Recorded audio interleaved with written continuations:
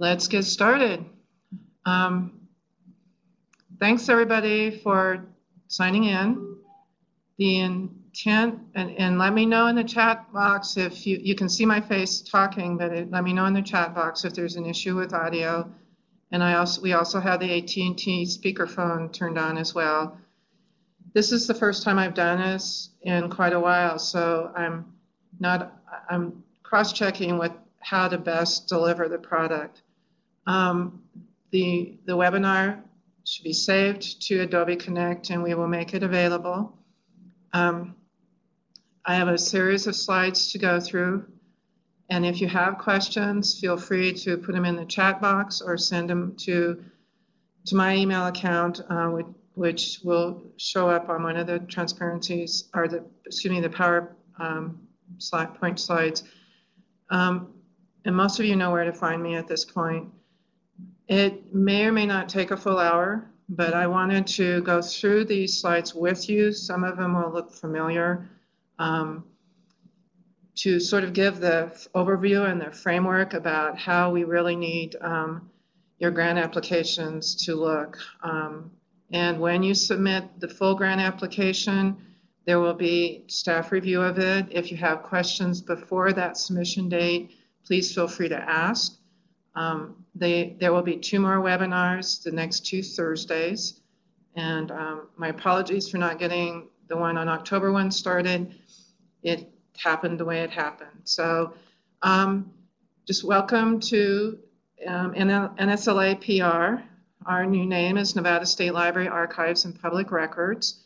And as you know, we're part of the Department of Administration and state government, and we do have a new logo, which I included on this slide.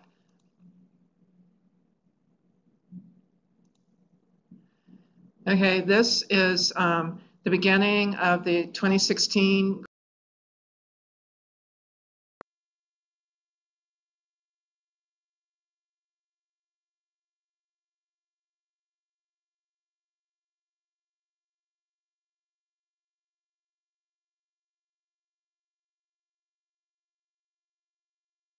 and we want to look at process and need, and I am the contact person this particular cycle.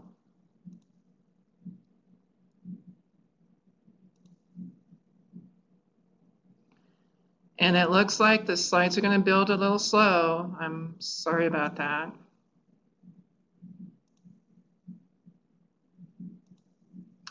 So today's agenda includes the LSTA brief overview, application information, establishing the need, types of data and data sources, the target audience, planning documents, and questions and answers. So let's move into the brief overview for LSTA. As you know, many of you know, it's been around for a while. It's part of the Museum and Library Services Act, which was reauthorized in 2010. And as part of that Institute for Museum and Library Services, there's a segment of grants to states, of which Nevada is one of them. The total amount allocated to Nevada is based on population within the amount that's available at the federal level. So all 50 states plus territories are part and parcel of the grants to states. And it's been going on frankly, since the late 1950s under the Library Services Act.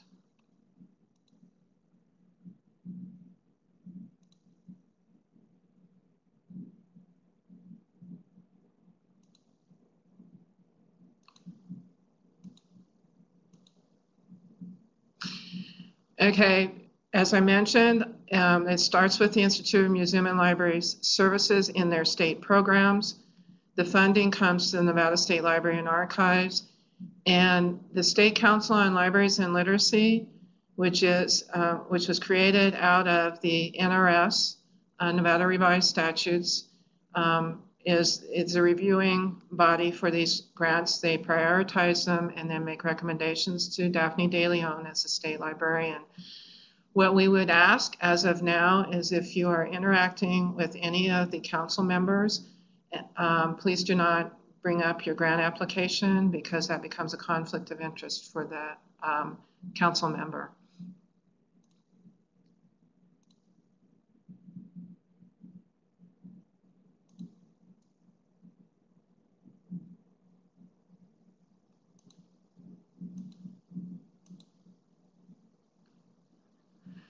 Okay, the LSTA grant applications in this cycle fall under the current state plan, which is 2013 to 2017.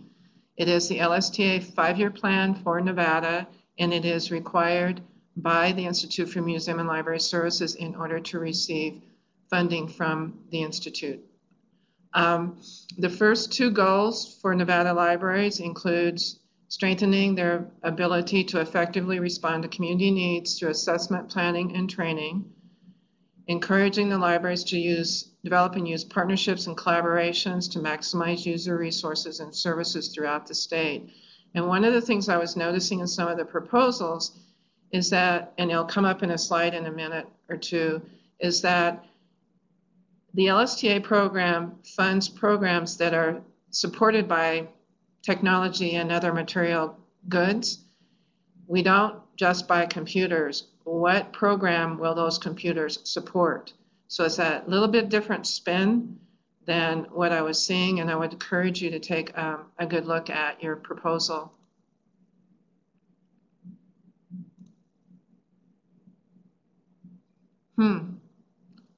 Okay.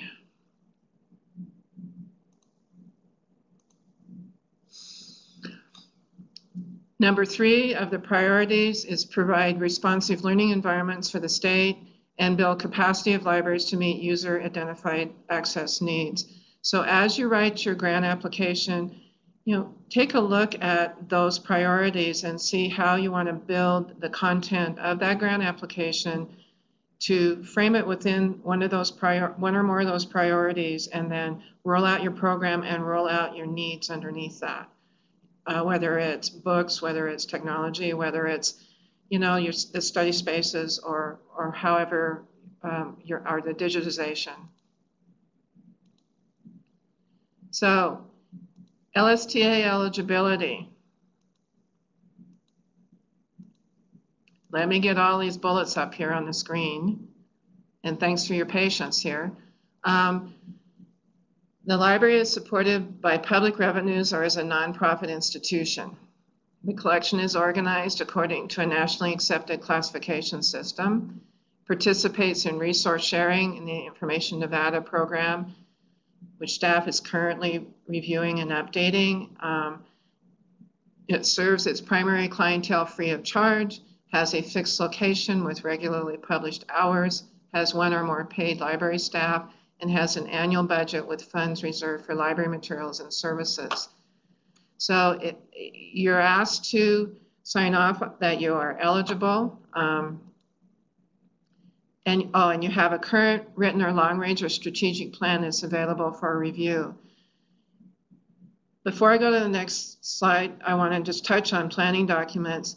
What I'm looking for in those proposals is how you, and there is a question in the grant application, is how you tie your local program to your internal library planning document, not just the LSTA priorities, but your technology plan or your collection development plan, to reference how the project you're applying for and the plan tie together.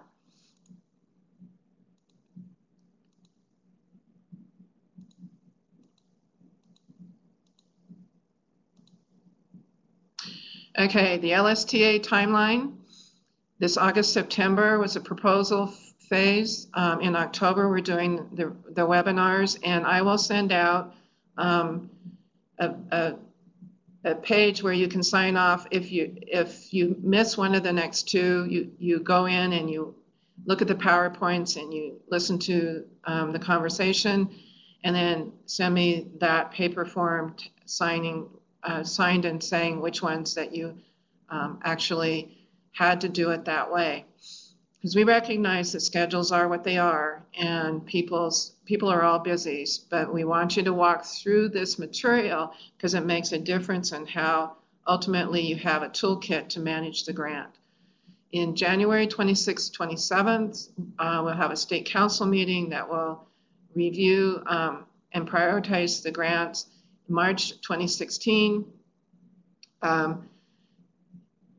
usually we don't hear the results of the federal budget when we should, which would be October 1 this month.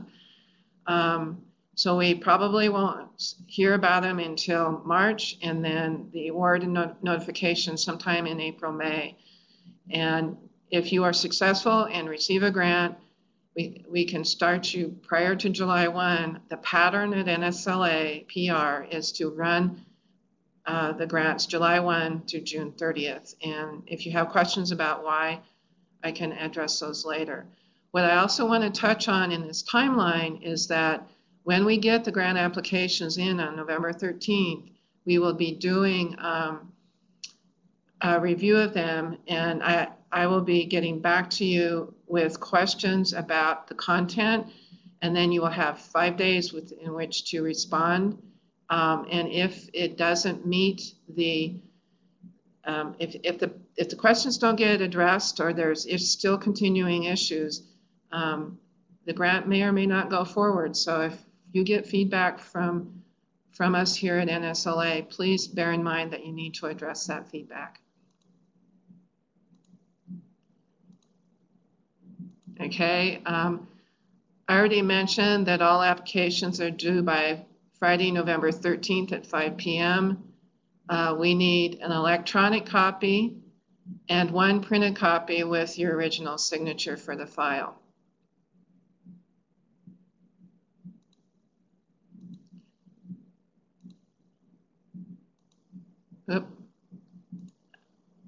Okay, for the internal review, we're looking for completeness. We want to make sure that all your budget figures add up the way they're supposed to, and that you're compliant. And compliance in the grant application manual that will be posted by 5 o'clock tomorrow on the website. And I'll also send out an electronic copy to all of you. But it tells you what is ineligible and eligible costs. And some of your proposals, I tried to indicate some of that as an issue. So we'll be looking for those, because what this program falls within are rules and regulations at the federal level, at the Code of Federal Regulations, at the Office of Management and Budget. And we need to make sure that you're in line with this, because these grants can be audited. And Diane actually had experience working with the Legislative Counsel Bureau in audits. So we'll review that, give you grant project manager input,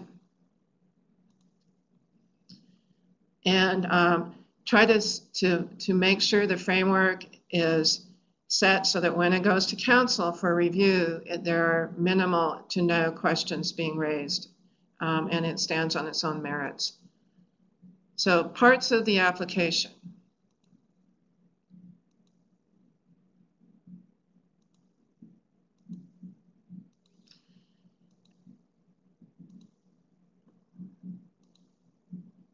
Okay, we need to have your DUNS number. So please make sure, and you'll notice, let me digress here for a second. You'll notice that the grant applications this year look in a different format. They're in a PDF format as a fillable template. We need to see that actual template filled in. And so I would ask that you send us that. If you want to print it out, sign it, PDF it, and send that along as well, that's fine. But we need the original template filled in. We need the applicant information and email addresses. Contact person or persons can be one or more. The LSTA amount and the persons served in this project. And we'll get to some examples of data resources that you can use to really identify your key stakeholders. And you've got some resources statewide and also here at the State Library that are available for you to tap into, and I'll come back to those in just a minute. So just the general information, be sure you got your DUNS number in there, and you'll see that the flow of the application is different than before. The proposals started to set you up for a different look and feel. The content's just the same, and what's going on is that the Institute for Museum and Library Services is changing how they report information. So what Diane did before she left was to design the forms so that when your information gets reported back, it's much more efficient about how it gets fed into the Institute for Museum and Library Services. This December, for example, all of your 2014 grant evaluations that you submitted, I will be going through those and compiling them into a final report to the Institute for Museum and Library Services that is due the end of December. So this information is sent back to them, and they use it on Capitol Hill, among other places.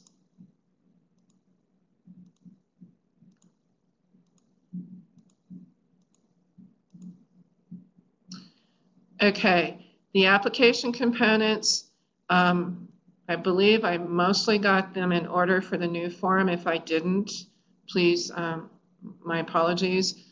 But the project summary, the LSTA plan for Nevada goals, you need to reference that, your project intent and primary audience, your partnerships. And when you have a partner that you're identifying, it would be helpful if you actually submitted with your paper copy any letters of support or documentation to that effect. And then the project need, target population, the evidence of need, and connection to planning documents. And again, if you're going to buy, for example, computers, the program needs you to really identify the program those computers are supporting, and how it fits within your technology plan and within the bigger picture. Okay, here's another set of application components: project activities and descriptions, evaluation, project outputs, and project outcomes. In the library field, most of us are real comfortable with outputs. That's data, that's how many things got published, etc. Project outcomes are a little harder to define, and it's a little softer. And the challenge in the LSTA program for a lot of years, and this has gone on for about 7 or 8, 9 years that I'm aware of, is working with people in order to help them better define an outcome. So what we will do with working with you is, if you'll send us in an outcome, we'll be glad to help critique it in the proactive sense, so that when it comes in the grant application, you've got an outcome that's pretty well defined in how you're going to evaluate it. Budget category. Again, there are eligible costs and not eligible costs. Some of the categories have shifted a little bit, and you'll need to take some careful looks at that.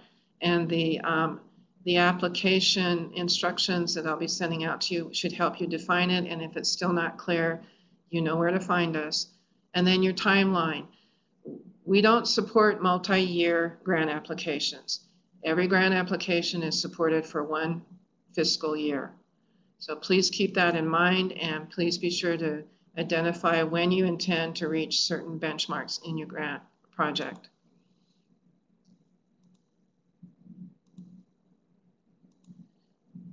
So some steps to remind you in terms of getting ready for writing your grant application is review the state plan goals and see how your project fits within them. They are open enough for most of the proposals that I came in. 99.999 to affinity, i.e. 100%, could fit anywhere in those. You just need to be real carefully look at them, and the LSTA 5-year plan is published to the website, so you could actually go in and read a little bit extra if you need some more information to make your decision. Then revisit the library strategic plan and determine the community, not the library need, but the community need, because we're trying to do programs that reach out and support the communities you serve, and determine your target group and the benefit to the target group, so that ultimately, you know, you've got a well-focused grant application and you've got a group that will gain some benefits that are the intent. Okay, this is a question time. And if you're on the speakerphone and want to raise a question, I might be able to hear you over this machine if I have it turned on correctly, or put it in the chat box. Please feel free to put it in the chat box and I'll respond to the questions. And I'll give you I'll give you like a minute to see if you have them, and then if not, we'll move on. And know also that you can always raise questions after the session. So keep that in mind as well. Does anybody have any questions?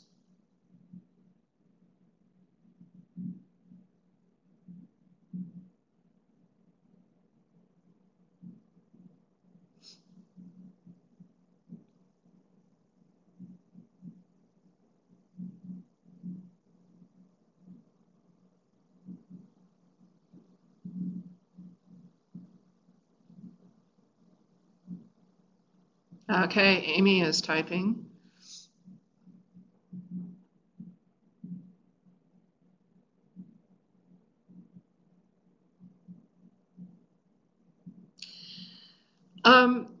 That approval, I need to work with you one by one. Whoever has any equipment you want to buy that's over $5,000, we need to have a dialogue, maybe initially verbally, but in email, so I can get a clear understanding of what equipment it is that you are looking at. And then what I will do is send an email back to our program officer in Washington, D.C. at IMLS and make sure that that they are in agreement. One of the issues, Amy, that comes to mind, for example, for some equipment is if you're buying expensive computer equipment over $5,000, you got to be SIPA compliant. But there's also, I mean, some people have bought bookmobiles. There's been all sorts of kinds of things, and the federal OMB and Code of Federal Regulations kicks into some of this stuff. And so if you've got equipment, and I think I recall what you're referring to, just send me an email after the webinar and let's open up the dialogue, and I'll get a hold of our program officer and make sure we're all clear and clean. I've been around LSTA for quite a while, but I don't remember and don't know all the fine-tooth nails rules and regulations. So that's when I'm going to have to spend a little more time asking questions than with our program officer, but we will make sure they get taken care of. Any other questions?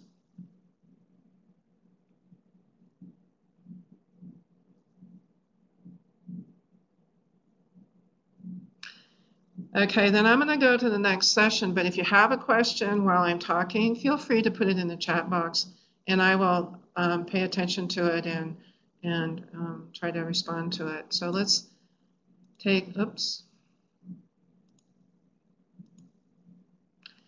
touch on need or opportunity. And as the slide said, which I moved right past, was show you know.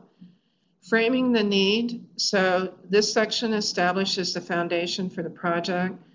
You know, and if you can, involve your users so you can document real clearly with some what you might call anecdotal information and or statistics exactly what that need is. It shows that you are the lead and you have a central role in making sure this project is rolled out, and it showcases the library, whatever location you're in, whether you're in a community in your public library, a school library, or an academic or a special. Explains why now. And I don't know if you've noticed, but there is a lot of movement now for data. If any of you going to the NLA annual conference, there'll be a session on data that Daphne's doing. There's open data. There's just a whole lot of movement in government and transparency in government, and showing how that hard data and that soft data support your need is probably as critical, if not more critical, than it ever has been. So to build or frame it, those are the kinds of things you need to keep in mind.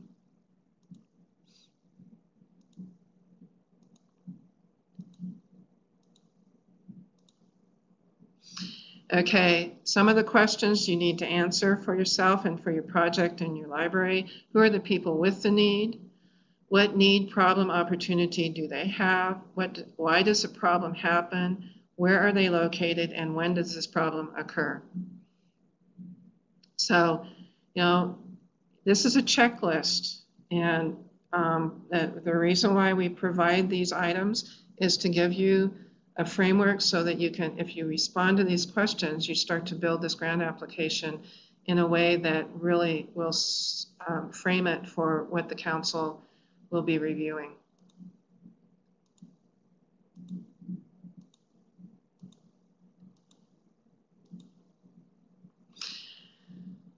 Okay, and here is where I come back to programs again regarding how they're being funded. So, you know, the purpose of LSTA is to help libraries meet the needs of their users. And it sounds repetitious, but yes, who is the target audience? Identify the problem, involve the target group if you can, develop the program to address it, and remember it's not based on the need of the organization, it's based on the need of your users. And that's sort of the perspective we strongly encourage you to frame into how you're writing the grant application. So it's not we need to replace X, Y, or Z equipment, but we have a student population that needs this kind of environment and for these reasons, and this is how it enhances their education, and this is the equipment we need to make that work.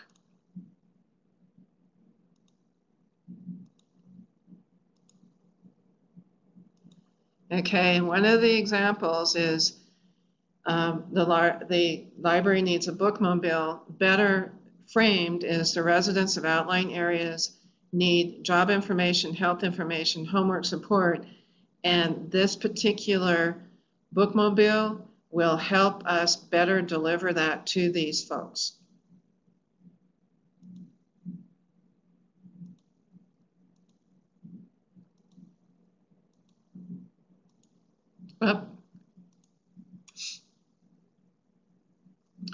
Okay, I've been alluding to this slide all along, and you know, I don't want to beat it into the ground, but I just want to basically remind you that on one of your checklist items for your grant application, not having an item is not a justification, and old equipment is not a justification. What is the program component that justifies it and supports measurable impacts of the project and improvement of services? So just keep those in mind, because oftentimes what we see coming in as a grant application is, well, we need to replace computers. Well, yeah, we get that, but what is the program you are supporting?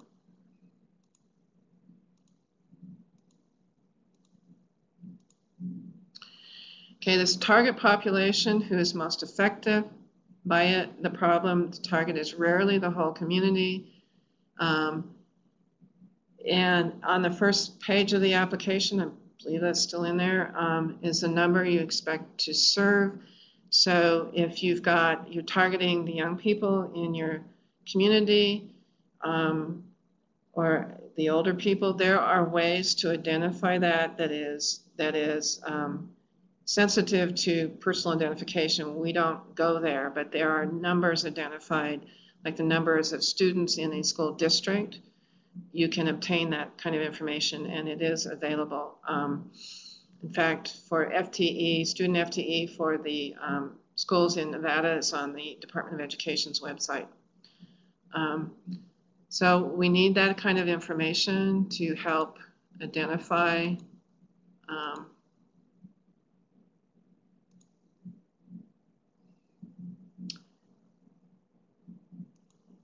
here we go. Hard data, and you can get this out of the census information. And the census, when they publish information, they cannot go down to the block level. So the information that they publish through the state, through the Census Bureau or through the state demographer is high enough that you can get figures like gender, ethnic background, age, income, and mobility, and use that as part of your justification. Education level, disabilities, employment status, geographic location, other. We have a Talking Books program in Nevada, to use that as an example, and it was a little difficult to find some clean information, but there's Cornell University in New York actually has a research institute that identified that information, and we were able to pull it and use it. So if you're having trouble finding information, you do have some resources, and I'll come to those in just a minute. Local sources, your county offices, planning offices, schools, realtors, newspapers. So you can find data using those resources. An example that was in these slides that I left in was a precinct viewer. So you can see where people are distributed in a geographic area by precinct, for example. State sources, and this is where I was talking a few minutes ago, the State Data Center, which is a program of the Nevada State Library and Archives. Diane Lightwood is the program manager for the State Data Center, and she can help you navigate the U.S. Census Bureau data for Nevada so that you have information that you can incorporate into your application. The Nevada Department of Education, I referred to the fact that they have things like FTE, at least they did have it published on their website for student FTE in the school districts. Economic Development has information, Department of Employment, Training, and Rehabilitation as well. And the state demographer, Jeff Hardcastle up at, in Reno, has a website. He has data presented on that website. What is really valuable about what Jeff Hardcastle is doing is that he is responsible for doing population projections. So the last census we had was 2010, but if you go on his website, you will see that he has projections for population that he's published since then, if that is useful for you. Here's a screen scrape of the Nevada State Data Center. We do have a web page, and Diane's contact information is on that web page. Economic Development, they have lots of different kinds of data that might or might not be useful. The workforce has data. I have to cross-check this. They actually have a staff member at the Department of Training and Rehabilitation, DETR for short, Employment, Training, and Rehabilitation, who is a member of the State Data Center affiliate system. So they are working data constantly.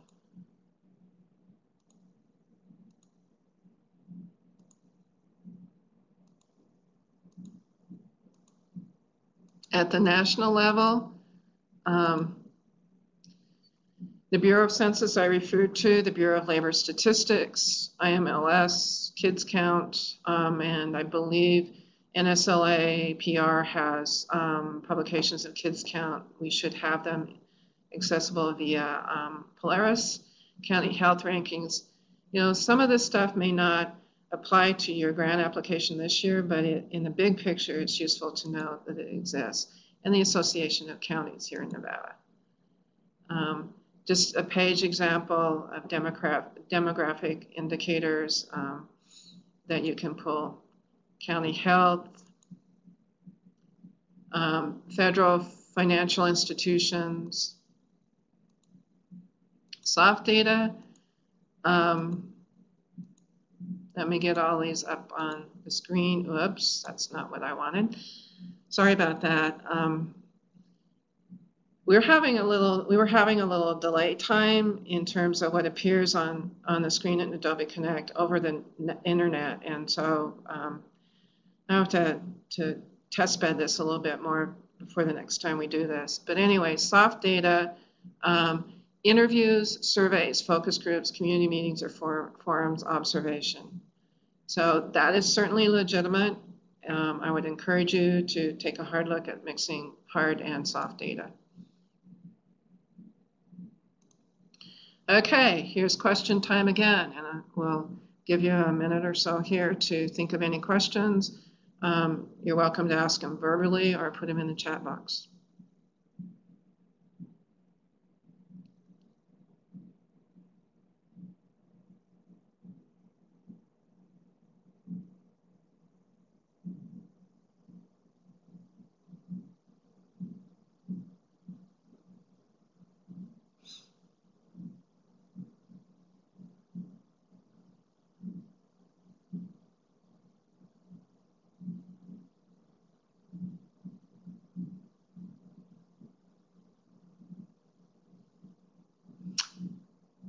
Okay, if you do come up with one, I'm going to move on to the next segment.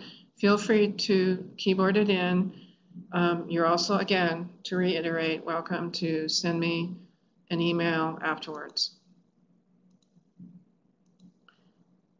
So in your grant application, there's an intersection between need and plans that we are looking for as part of that content.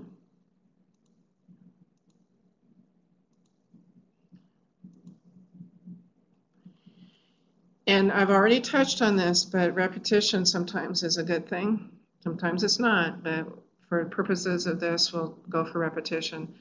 How does the need relate to the state LSTA plan, your library's mission and strategic plan, and any other planning documents you have? For example, if you're in a school district, the school district has a technology plan, and if you're buying something for the school library that's technology based, then what we would ask is that you find out from your principal what that planning document is and how your project fits within that bigger planning document. If you're buying books, do you have a collection development plan? For those of you who are working on digital initiatives, we are going to be updating the statewide digital action plan, and I will get it back out on the website as a link so that you can quote it if you don't already have a copy filed away for those who have been active in the digital initiative. So, you know, it's really to your benefit to frame that within your planning process, because it shows a commitment of the institution towards a future set of goals that is a saleable point with the reviewing panels. Who else is interested? What possibilities are to make a difference with this project? And keep in mind that the project may continue beyond the grant year, but we only fund a project for 1 year. If you want to come in and reapply in a different segment, we have to have those kinds of conversations, because there are certain frameworks and constraints that I need to go back, cross-check, and make sure everybody's on the same page. So we'll get back to that probably in the second webinar.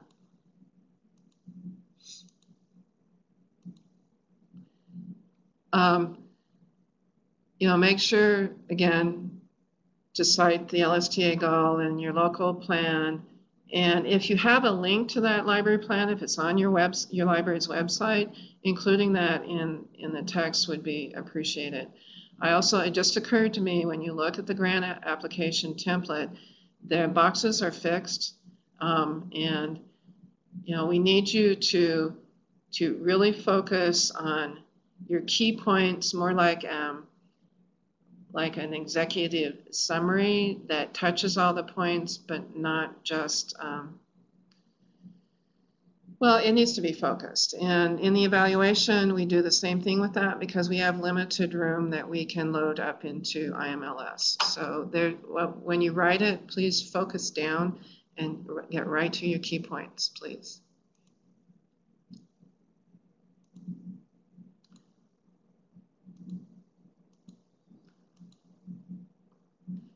If you're doing collection development, include how the collection project is connected to improving services, a collection analysis. If you have a circulation system, you should be able to run some data about age, size, strengths, and weaknesses, and types of resources that will be purchased and how that supports either the needs of your local community or if you're in the school system or academia, how it supports all that. And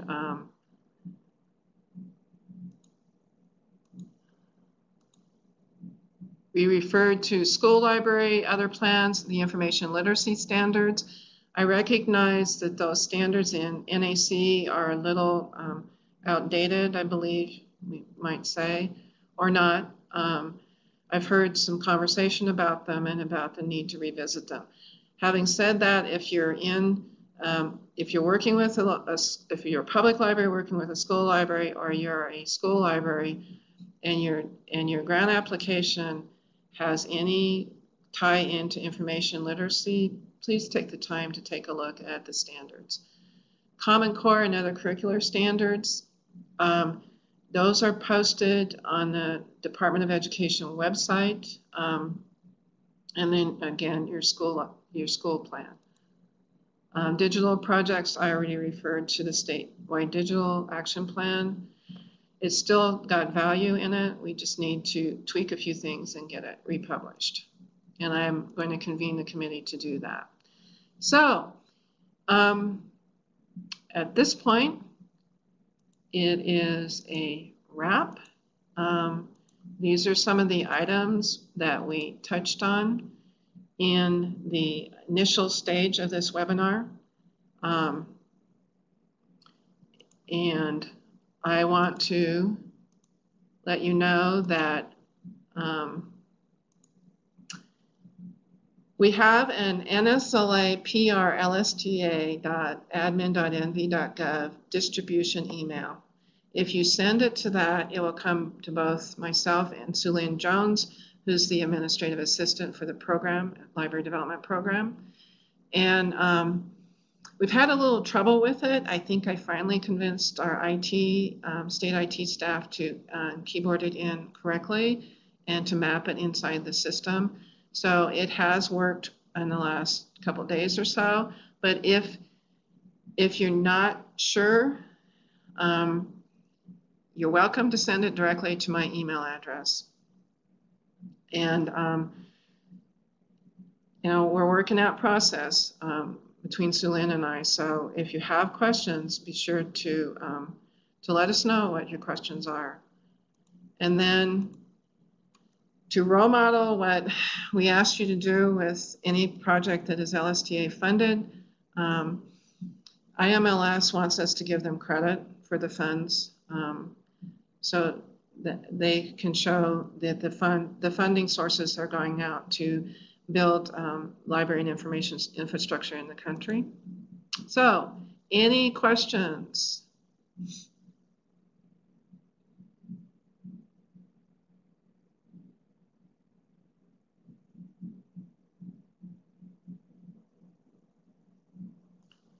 Anything in the chat box you want to keyboard in?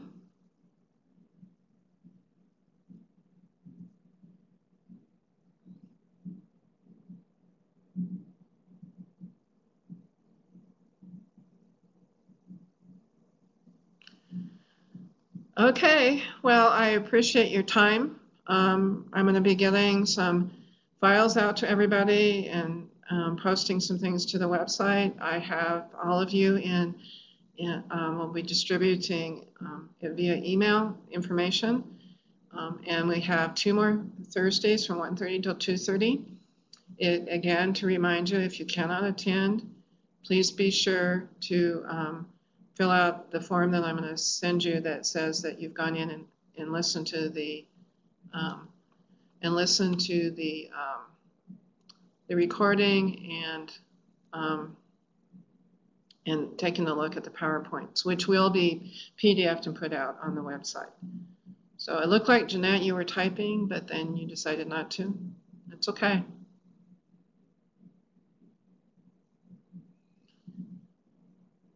Forrest is typing. Okay.